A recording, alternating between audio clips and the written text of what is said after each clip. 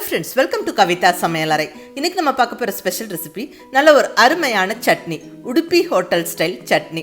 நம்ம தேங்காய் சட்னி எப்பவும் ஒரே மாதிரி பண்ணாமல் கொஞ்சம் ஒரு டிஃப்ரென்ஸை கொடுத்து பண்ணும்போது அந்த டேஸ்ட்டும் வாசனையும் இன்ட்ரெஸ்டிங்காக இருக்கும். எல்லாருமே விரும்பி சாப்பிடுவாங்க. கண்டிப்பாக இந்த உடுப்பி ஹோட்டல் ஸ்டைல் சட்னியை நீங்கள் ட்ரை பண்ணி பார்த்தீங்கன்னா திரும்ப திரும்ப செய்வீங்க. நான் ரசித்து கற்றுக்கிட்ட இந்த இன்ட்ரெஸ்டிங்கான சட்னி ரெசிபியை உங்களோட ஷேர் பண்ணிக்கிறேன். நீங்களும் செஞ்சு பாருங்கள். ரொம்ப ஒரு சிம்பிளான ரெசிபி தாங்க. இது எல்லா விதமான டிஃபனோடவும் ரொம்ப நல்லா பொருத்தமாக இருக்கும். நல்ல சுட சுட இட்லி தோசையோட அது பக்காவான காம்பினேஷனாக இருக்கும்.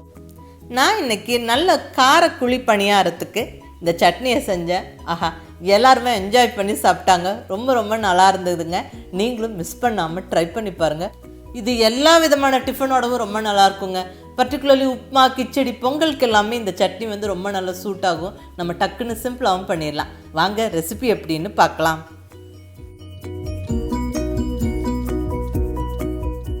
இங்கே ஸ்டவ்வில் ஒரு கடாய் வச்சாச்சு.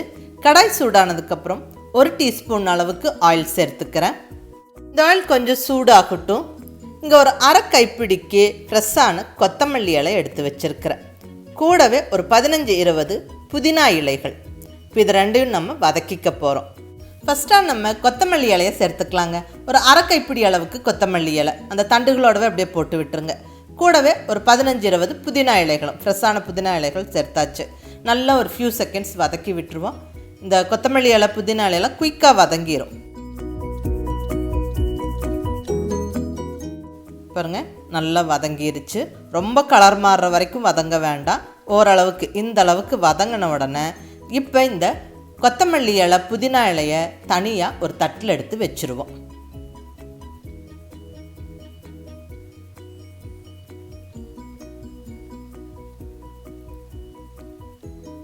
இப்போ வதக்கின கொத்தமல்லி இலை, புதினா இலையை எடுத்து வச்சாச்சு. இப்போ அதே கடாயில் இன்னொரு அரை டீஸ்பூன் அளவுக்கு எண்ணெய் சேர்த்துருக்குறேங்க.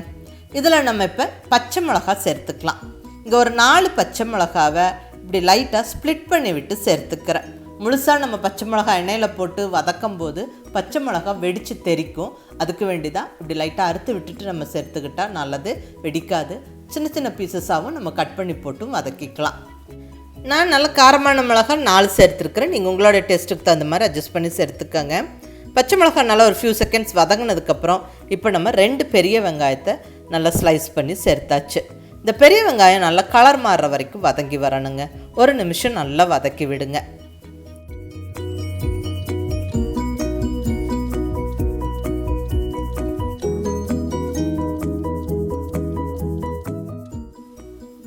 பாருங்கள், வெங்காயம் நல்லா ஓரளவுக்கு இந்த அளவுக்கு வதங்கினதுக்கப்புறம் இப்போ இதில் ஒரு சின்ன பீஸ் புளி சேர்த்துக்கலாங்க. ரொம்ப அதிகமாக இல்லை, ஜஸ்ட் இந்த அளவுக்கு மட்டும்தான் சேர்த்துக்கணும். நல்லா வதக்கி விட்டுருவோம். அந்த புளி வந்து வதங்கி கொஞ்சம் சாஃப்ட் ஆயிரும். ஸோ இப்போ பச்சை மிளகா, வெங்காயம், புளியெல்லாம் நல்லா வதங்கியாச்சு. இந்த ஸ்டேஜில் நம்ம ஸ்டவ்வை ஆஃப் பண்ணி விட்டுட்டு கொஞ்சம் நேரம் ஆற விட்டுட்டு நம்ம மிக்ஸி ஜாரில் கம்ப்ளீட்டாக வதங்கின வெங்காயம், பச்சை மிளகாவை சேர்த்துக்குவோம். அடுத்ததாக இதில் ஒரு 2 டேபிள் ஸ்பூன் அளவுக்கு பொட்டுக்கடலை சேர்த்துக்கிறேன்.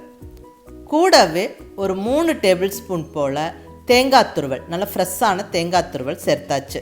அடுத்தது தேவையான அளவு உப்பு, கொஞ்சமாக தண்ணி விட்டு இந்த அளவுக்கு அரைச்சிக்கணும். அதாவது ரொம்ப வலுவலுன்னு பேஸ்டாக்காமல் இப்படி ஓரளவுக்கு அரைச்சதுக்கப்புறம் இப்போ இந்த ஸ்டேஜில் நம்ம வதக்கி வச்சுருக்கிற புதினா, கொத்தமல்லியை போட்டு கொஞ்சமாக தண்ணி விட்டு பாருங்கள் இந்த அளவுக்கு அரைச்சிக்கணும். அங்கங்கே அந்த இலைகள் வந்து தெரியணும். அது ரொம்ப வலுவலுன்னு பேஸ்ட் மாதிரி ஆக்காதீங்க.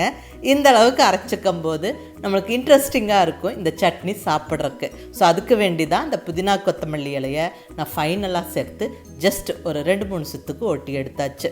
இப்போ இது ஒரு பவுலுக்கு ட்ரான்ஸ்ஃபர் பண்ணி விட்டு நல்ல தேவையான அளவு தண்ணி விட்டு நல்லா கலந்தாச்சுங்க. இப்போ இந்த சட்னிக்கு கண்டிப்பாக ஒரு தாளிப்பு சேர்த்துக்கிட்டால் டேஸ்ட்டு தூக்கலாக இருக்கும். ஸோ இங்கே தாளிப்பு கரண்டி வச்சாச்சு.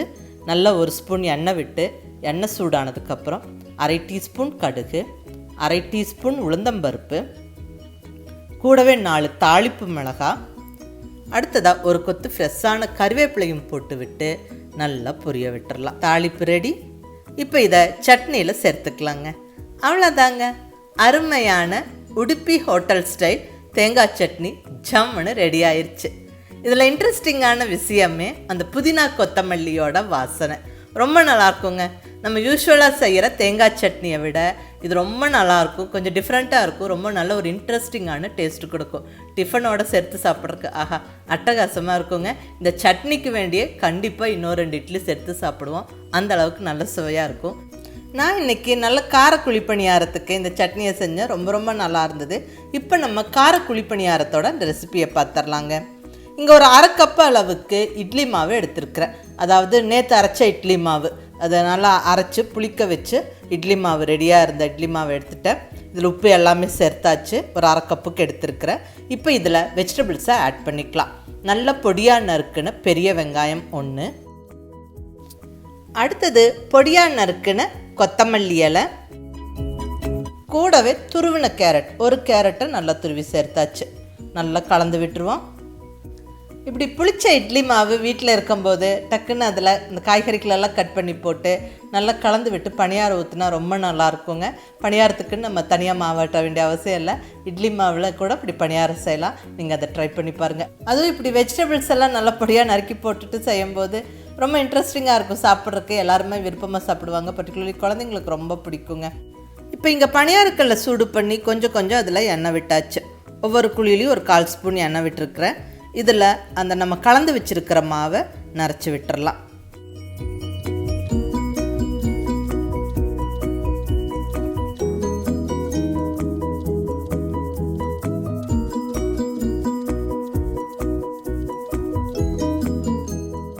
எல்லா குழியிலையும் மாவு ஃபில் பண்ணியாச்சு. இனி கொஞ்சம் பொறுமையாக வேக விட்டு கொஞ்சம் ப்ரௌன் ஆன உடனே இப்படி திருப்பி போட்டு நம்ம பொறுமையாக அந்த சைடும் வேக விட்டு எடுக்கணும். ஸ்டவ்வை கொஞ்சம் மீடியம் ஃப்ளேமில் வச்சுக்கோங்க. அப்போ தான் உள்ள வரைக்கும் நல்லா வெந்து வரும். மேலே நல்லா கொஞ்சம் மொறுமொறுன்னு கிறிஸ்பியாக இருக்கும். உள்ளே நல்லா சாஃப்டாக வெந்திருக்கும்.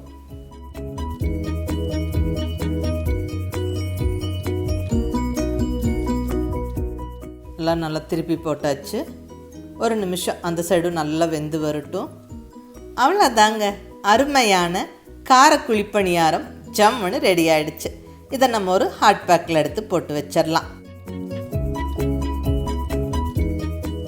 பணியாரம் கம்ப்ளீட்டாக எடுத்தாச்சு. இப்போ சுட சுட பணியாரம் ரெடி. இப்போ இதை டக்குன்னு டைட்டாக க்ளோஸ் பண்ண வேண்டாம். ஒரு நிமிஷம் கழித்து க்ளோஸ் பண்ணுங்கள். ஏன்னா தண்ணி விட்டு கொஞ்சம் அந்த கிறிஸ்பினஸ் போயிடும். ஸோ அதனால் ஒரு நிமிஷம் விட்டுட்டு அப்புறம் க்ளோஸ் பண்ணி வச்சுக்கோங்க. சூடாக அப்படியே இருக்கும். இப்போ இந்த அருமையான குழிப்பணியாரத்துக்கு நம்ம செஞ்சு வச்சுருக்கிற உடுப்பி ஹோட்டல் ஸ்டைல் சட்னியை பரிமாறி சாப்பிட்டா ஆஹா அட்டகாசமாக இருக்குங்க. நல்ல சுட சுட கார குழிப்பணியாரம் கூடவே இந்த அருமையான சட்னி ரொம்ப நல்லா பொருத்தமாக இருக்கும். மிஸ் பண்ணாமல் ட்ரை பண்ணி பாருங்கள். பட் இது பணியாரத்துக்கு மட்டும்தான் இந்த சட்னி இல்லை, எல்லா வித டிஃபனோடவும் ரொம்ப நல்லாயிருக்கும். நீங்கள் மிஸ் பண்ணாமல் ஒரு தடவை செஞ்சு பாருங்கள். பாராட்டு நிச்சயம். எல்லாருமே விரும்பி சாப்பிடுவாங்க. செஞ்சு பார்த்துட்டு எப்படி இருந்ததுன்னு உங்கள் ஃபீட்பேக் சொல்லுங்கள். பிடிச்சிருந்தால் லைக் பண்ணி ஷேர் பண்ணி கமெண்ட் பண்ணுங்கள். கவிதா சமையலறை சப்ஸ்கிரைப் பண்ணி என்னுடைய மற்ற ரெசிபிஸும் வீடியோஸும் பாருங்கள். தேங்க்யூ.